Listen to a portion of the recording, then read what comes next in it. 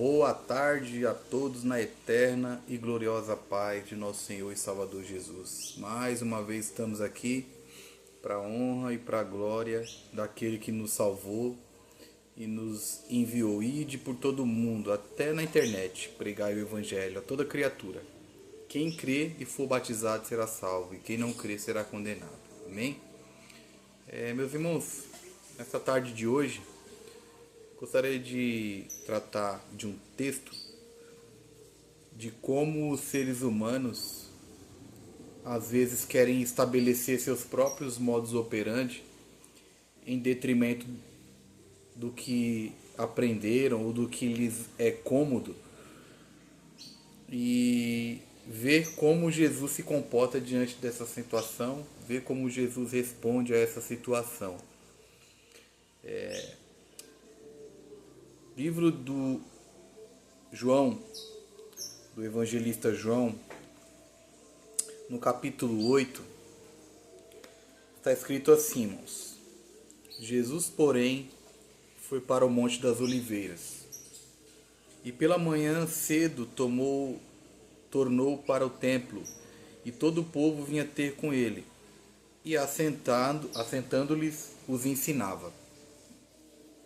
E os escribas e os fariseus, que não estavam sentados perto de Jesus para aprender, eles não sentavam perto de Jesus para aprender, por isso que tinha interpretação errada da lei e o propósito da lei. E os escribas e os fariseus trouxeram-lhe uma mulher apanhada em adultério. E pondo-a no meio, disseram-lhe: Mestre. Como é que eles chamavam Jesus de mestre se eles nunca sentavam para aprender de Jesus? É hipocrisia, né? É a bajulação, mas com uma sagacidade maligna. Isso não é humildade. Chamar Jesus de mestre sem se assentar para aprender dele não é humildade. Nem é submissão, tá? É manipulação. Mas a Jesus ninguém manipula.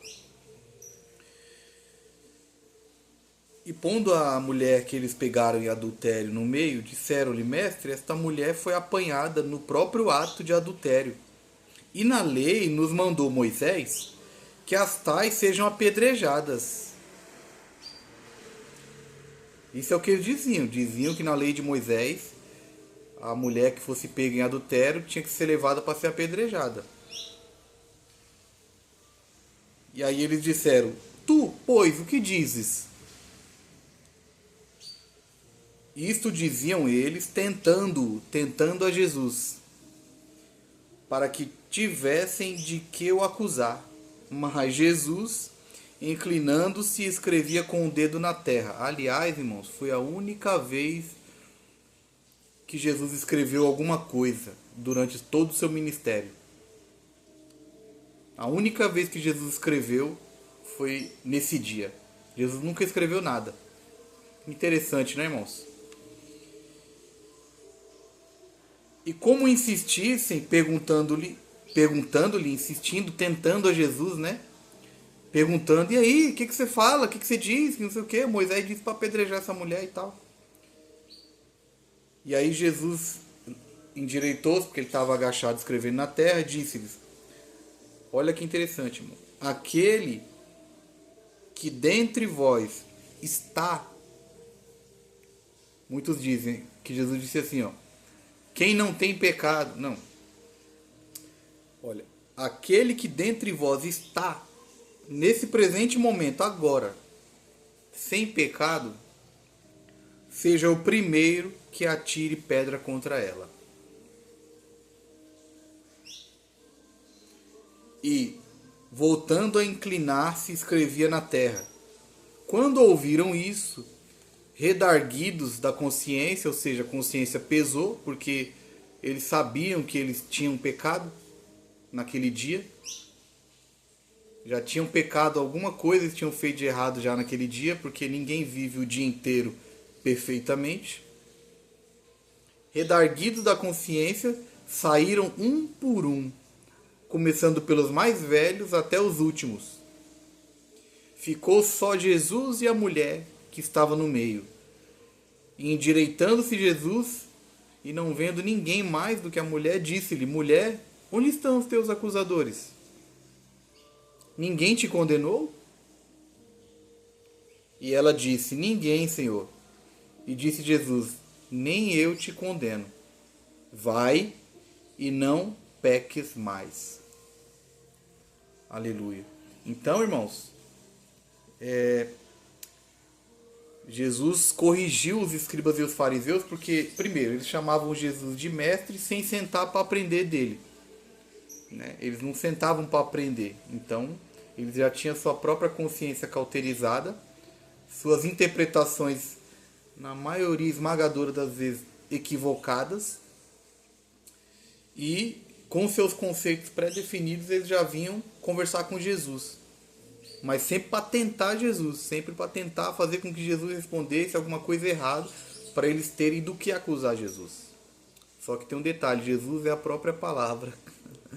Jesus é o verbo que se fez carne e tabernaculou entre nós, cheio de graça e verdade. E vimos a sua glória como a glória do unigênito do Pai. Então não há como tentar a palavra com a palavra. Até Satanás tentou fazer isso com Jesus, mas não teve êxito. Citando o Salmo 90, por exemplo, né? Se joga daqui de cima porque está escrito, né? Então, Jesus corrigiu ele. Está escrito, também está escrito: não tentarás o Senhor teu Deus, porque a proteção de Deus é para quem tropeça e não para quem chuta a pedra de propósito, Satanás. Aleluia. Então os escribas e os fariseus, com esse mesmo espírito satânico, tentaram a Jesus, trouxeram essa mulher, foi pega em adultério, e queriam apedrejar ela. Só que na lei de Moisés, meus irmãos, que está lá em Levítico 20, 10 e Deuteronômio 22, 22, diz que a mulher deveria ser trazida juntamente com o homem com o qual ela estava adulterando. Os dois deveriam ser trazidos à presença. E não somente a mulher. A lei de Moisés exigia que o cúmplice da mulher apanhada adultério também comparecesse ao julgamento. E eles trouxeram só a mulher.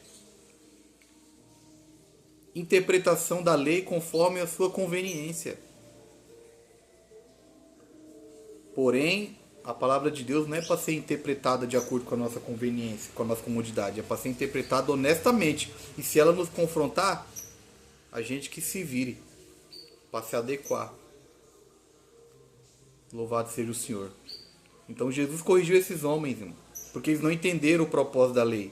A lei, ela serviu de aio para nos conduzir a Cristo. Está lá em Gálatas 3, do 1 ao 27.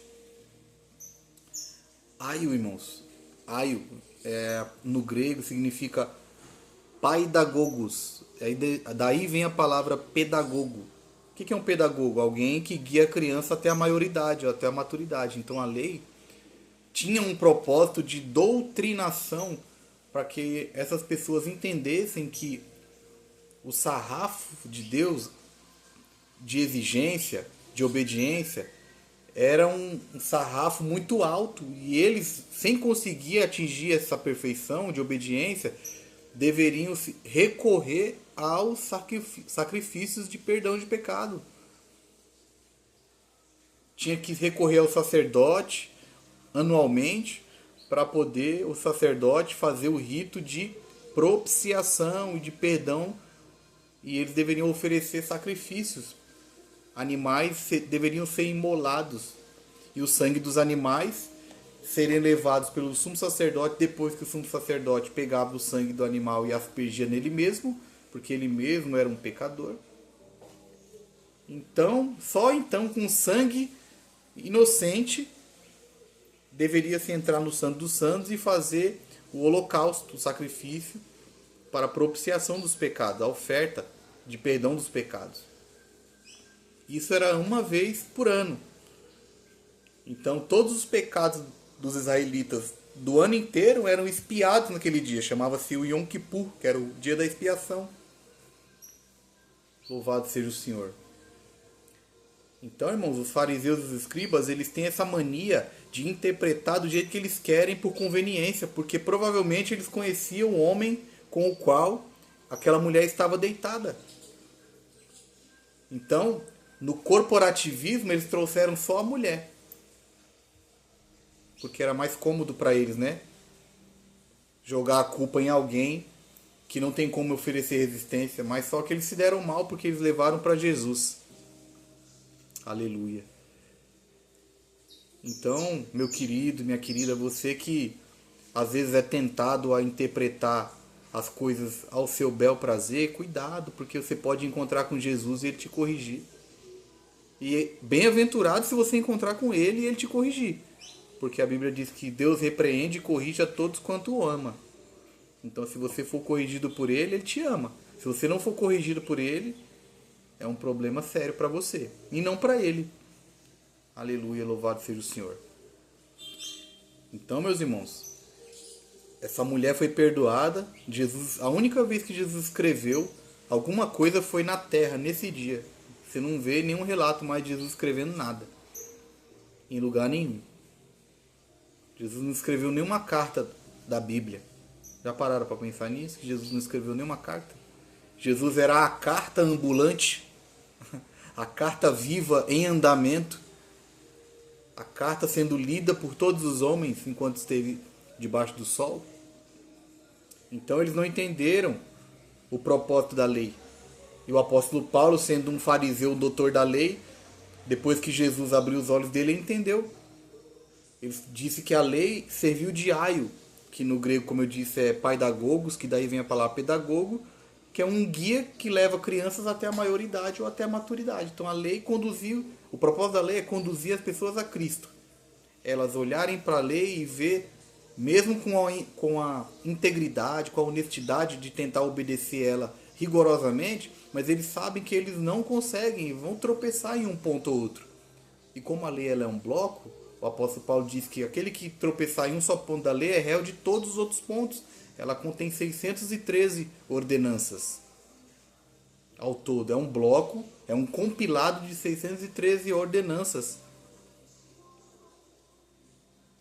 E o Paulo diz lá em Colossenses que a lei é o escrito de dívida que nos era contrária. E Cristo rasgou esse escrito de dívida e cravou na cruz do Calvário. Aleluia. Então, aí alguns fariseus e escribas vão continuar fazendo a mesma pergunta que eles faziam para o apóstolo Paulo, né? Mas então, quer dizer que a gente não tem que obedecer nada da lei? Bom, nós devemos obedecer à lei. Agora, a obediência da lei nossa é imperfeita. E nós vamos tropeçar. E aí nós temos que recorrer a Cristo. Entende? Porque a lei é boa, perfeita e agradável. O problema é que eu não sou bom. Então eu não consigo atingir a perfeição exigida pela lei. Mas eu obedeço os pontos da lei porque são saudáveis para minha própria manutenção. Não matarás, é bom ou é ruim para mim se eu não matar? É bom, não é? Não adulterarás, é bom ou é ruim para mim se eu não adulterar? É bom, né? Então eu continuo obedecendo. Agora eu não vou conseguir obedecer toda a lei, porque eu não sou Jesus. Jesus é o obediente à lei na sua integralidade, dioturnamente. Louvado seja o Senhor, meus irmãos. Então nós devemos entender isso, irmãos, para nós não cairmos no farisaísmo, na hipocrisia de homens. Louvado seja o Senhor Jesus.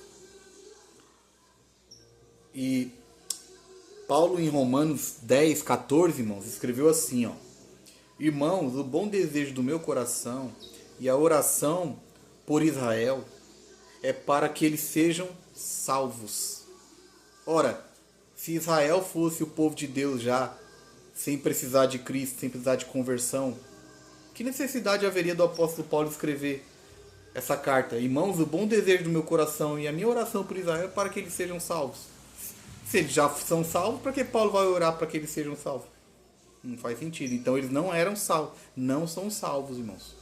Os judeus, eles precisam se converter e crer em Cristo Jesus para ser salvos, assim como toda a humanidade, porque todos pecaram e destituídos estão da glória de Deus. De Adão e Eva para cá não há um justo sequer. Não há quem entenda. Todos juntamente se desviaram como ovelhas. E aí ele continua: porque lhes dou testemunho, porque eu sou judeu, Paulo era judeu também, cidadão romano e judeu. E o Paulo era um fariseu, fariseu de fariseus, circuncidado ao 8º dia. Ele dá a lista de todos os ritos judaicos que ele seguia à risca, mas nem nada disso preenchia o coração dele. Porque a lei tinha o propósito de conduzir a Cristo. Enquanto a lei não te conduz a Cristo, meu querido, você ainda está na escuridão. Ouça isso da parte de Deus. Enquanto a lei não te conduzir para Cristo, você é um mero fariseu hipócrita. Infelizmente ainda. Então Paulo continua: porque lhes dou testemunho de que tem zelo de Deus, né? Mas sem entendimento, porque Deus quer que as pessoas entendam. Deus quer que as pessoas entendam o seu plano, o seu propósito, para que possam explicar de forma correta, para que as pessoas não se tornem hipócritas, mas se tornem pecadores remidos, reconhecendo serem os pecadores, mas pecadores que buscam melhorar a cada dia, não para ser salvos, mas porque já fomos salvos. Já fomos salvos. Porque nós fazemos boas obras, não é para sermos salvos, mas porque nós já fomos salvos. Efésios capítulo 2, porque pela graça sois salvos por meio da fé. Isto não vem de vós, é um dom de Deus, e não vem das obras para que ninguém se glorie. Porque somos feitura sua, criados por Deus para a prática das boas obras, que Ele de antemão preparou para que andássemos por meio delas. Louvado seja o Senhor Jesus. Então ele diz: eu dou testemunho que eles têm zelo de Deus, mas sem entendimento. E o que eles não entendiam? Porque não conhecendo a justiça de Deus e procurando estabelecer sua própria justiça, não se sujeitam à justiça de Deus. Porque a justiça de Deus é o quê? Deus exige perfeição na obediência. Mas nós somos pecadores, então como é que nós vamos atingir essa obediência? Crendo naquele que obedeceu toda a lei, que é Cristo, o homem. Jesus Cristo, o homem. Por isso que a palavra do Senhor diz: há um só Deus e um só mediador entre Deus e os homens, Jesus Cristo, homem. Porque Jesus é Deus e homem. Ele se fez carne e habitou entre nós. Então ele pode segurar na mão do pecador aqui embaixo na terra, porque ele é homem, e ele pode segurar na mão do Pai nas alturas, porque ele também é Deus. Ele faz essa ponte, essa mediação entre Deus e os homens. Ele é a única forma de se achegarmos ao Pai. Ele disse: eu sou o caminho, a verdade e a vida, e ninguém vem, ele não disse, vai ao Pai, se não for por mim, ou através de mim, da minha pessoa, da minha obra, do meu sacrifício na cruz do Calvário. Então, eles, não conhecendo a justiça de Deus, procuraram estabelecer a sua própria, e não se sujeitam à justiça de Deus. Por quê? O apóstolo Paulo fala: porque o fim da lei é Cristo. O fim da lei em que sentido? O fim do propósito da lei é conduzir as pessoas até Jesus. Deus deu a lei é um raio-x. Você vai no médico, por exemplo, e você está sentindo várias dores em todos os seus ossos, por exemplo, e você vai ao médico e o médico fala: eu preciso fazer um raio-x de você, porque você está sentindo dor em todos os seus ossos. Você fala: ok, doutor. Você passa na máquina, tira o raio-x, no raio-x sai, e o médico fala: ó, tá vendo aqui, ó? Você tem uma fissura na perna, uma fratura no joelho, uma fratura na costela, uma fratura no metatarso, uma fratura na coluna, uma fissura na clavícula, um trincado no crânio, um trincado na face. Ele dá o diagnóstico todinho das fraturas que você tem pelo corpo. Mas raio-x sara alguém? Louvado seja o Senhor. Quem aqui já viu raio-x curar alguém? Bom, eu sou suspeito porque eu tenho várias fraturas também no corpo, mediante acidentes que eu tive. E quando eu fui no médico, ele tirou obviamente os raios-x para ver como estava as fraturas, se estava cauterizando ou não, cicatrizando ou não, calcificando, não cauterizando, calcificando ou não. E eu via que os ossos meus estavam quebrados, mas o raio-x não podia curar meus ossos. O raio-x só mostrava que meus ossos estavam quebrados. Assim é a lei. A lei é para você se enxergar. A lei é para eu me enxergar e ver o quanto eu sou um pecador. Aí eu vou pedir pro perdão. Aí Deus vai falar: bom, eu estabeleci um método para perdoar você. Você viu a lei? Vi. Você viu que você, mesmo tentando obedecer, um dia ou outro você peca? Vi, Senhor. Então, eu estabeleci um método de perdão. Qual é, Senhor? Bom, no Antigo Testamento tinha que pegar animais e matar. Mas não é os animais que vocês queriam. Deus mandava instituir os animais. Ah, é, Deus? Não era qualquer animal, não. Para determinados pecados era determinado animal que morria. Mas o animal tinha que morrer inocente, no seu lugar. Para você não morrer, o animal tinha que morrer. E outra coisa, não é qualquer um que oferecia esse holocausto. Era o sumo sacerdote que Deus levantava. E era em um lugar específico. Na reunião, na congregação de Israel. E o sumo sacerdote, uma vez por ano, estabelecia aquele rito, aquele dia chamado Yom Kippur, que era o dia da purificação, ou o dia do perdão. Louvado seja o Senhor. Então, o apóstolo Paulo disse que o fim da lei, ou seja, o fim do propósito da existência da lei, é Cristo, não é em Cristo. Ele não disse o fim da lei é em Cristo. Não. O fim da lei é Cristo. Para a justiça de Deus. Justiça essa que eles não se sujeitaram, mas estabeleceram a sua própria. Para a justiça de todo aquele, até o judeu, que crê. Louvado seja o Senhor. Então, meu querido e minha querida, os fariseus e os escribas usaram a lei erroneamente, em uma covardia enorme em tentar fazer com que aquela mulher morresse apedrejada, sem nenhuma misericórdia. E ainda por cima distorceram o propósito da lei, porque a lei mandava que tanto a mulher que foi pega em adultério fosse levada para o julgamento, mas também o homem com o qual ela estava. E os fariseus só levaram a mulher, covardes. Só que eles levaram para Jesus. Levaram para Jesus, levaram para aquele que é o autor e consumador da fé e de todas as coisas, inclusive da lei. Porque a lei é o raio-x e o raio-x não cura ninguém. O raio-x mostra o que está quebrado dentro. E aí nós temos que recorrer ao médico dos médicos, que é Cristo Jesus. Entenda isso, meu irmão e minha irmã. Entenda isso. Não faça essa pergunta infantil de muitos. Ah, então se o fim da lei é Cristo, então eu não preciso mais obedecer nada do Antigo Testamento? Não seja um infantil. Procure entender. Não tenha zelo de Deus, mas sem entendimento, como disse o apóstolo Paulo. Zelo de Deus sem o entendimento não vai te conduzir ao conhecimento da verdade. Vai te fazer um hipócrita.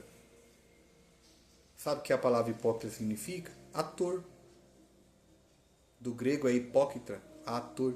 Aquele que faz um personagem. Então, vá a Cristo. Vá a Jesus. Você pecou? Você errou? Você viu no modo operante que Deus estabeleceu para a gente viver que você pecou? Vá a Jesus. E você vai ouvir dele assim, ó. Onde estão os teus acusadores? Ninguém te condenou?